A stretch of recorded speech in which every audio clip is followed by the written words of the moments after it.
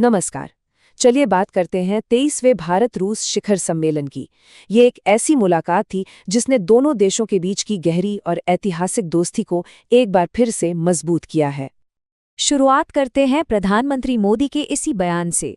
ये सिर्फ एक लाइन नहीं है, बल्कि ये दशकों के विश्वास और सहयोग को दिखाती है जिसने इस रिश्ते को इतना खास बनाया है। तो इस समिट को ठीक से समझने के लिए पहले इस टर्म को समझना होगा, विशेष और विशेषाधिकार प्राप्त रणनीतिक साझेदारी।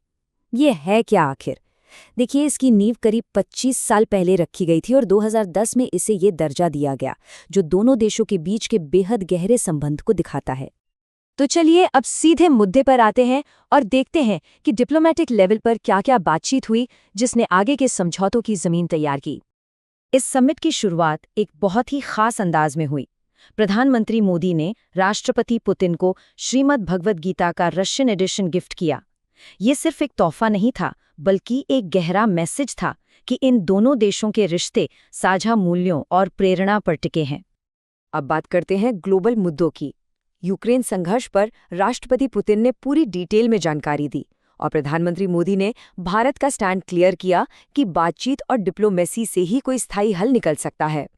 साथ ही दोनों नेताओं ने एक मल्टीपोलर दुनिया, मतलब एक ऐसी दुनिया जहां किसी एक देश का दबदबा ना हो, उस पर जोर दिया और कहा कि यूएन सिक्योरिटी काउंसिल में सुधार की आज सख्त जरूरत है।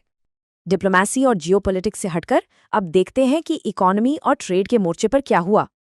देखिए, आर्थिक रिश्ते पहले से ही काफी मजबूत हैं। सिर्फ खेती बाड़ी का जो ट्रेड है वो ही करीब $3.5 अरब का है। ये अपने आप में एक बड़ा नंबर है, लेकिन असल लक्ष्य इससे कहीं ज्यादा बड़ा है। तो सवाल ये है कि ट्रेड को बढ़ाया कैसे जाएगा। इसके लिए एक बहुत ही क्लियर 3 स्टेप का प्लान है। पहला, यूरेशियन इकोनॉमिक यूनियन के साथ फ्री ट्रेड एग्रीमेंट की बातचीत को तेज करना। दूसरा, निवेश को बढ़ावा देने के लिए द्विपक्षीय निवेश संधि को फाइनल करना और इन सब से जो व्यापार घाटा है उसे भी कम करने में मदद मिलेगी।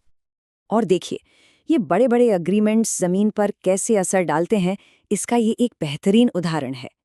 रशियन पोस्ट के साथ जो पोस्टल सर्विस एग्रीमेंट हुआ है ना, उसका सीधा फायदा हमारे छोटे बिजनेसमैन, कारीगरों और स्टार्टअप्स को मिलेगा। उन्हें रशियन ई मार्केट प्लेस तक पहुंचने का एक आसान और सस्ता रास्ता मिल जाएगा। चलिए अब बात करते हैं उस पिलर की जिस पर भारत रूस की दोस्ती टिकी है, डिफेंस और सिक्योरिटी। यहाँ सहयोग के 2 मेन पिलर्स हैं।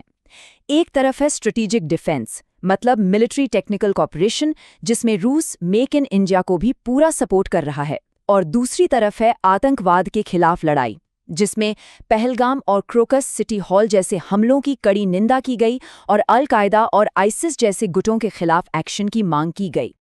लेकिन ये पार्टनरशिप सिर्फ पुराने पिलर्स पर ही नहीं टिकी है, ये लगातार नए और फ्यूचर ओरिएंटेड एरिया में भी फैल रही है। और इसका एक सीधा साधा तुरंत दिखने वाला फायदा ये है कि भारत जल्द ही रूसी नागरिकों को 30 दिन का फ्री ई टूरिस्ट वीजा देगा।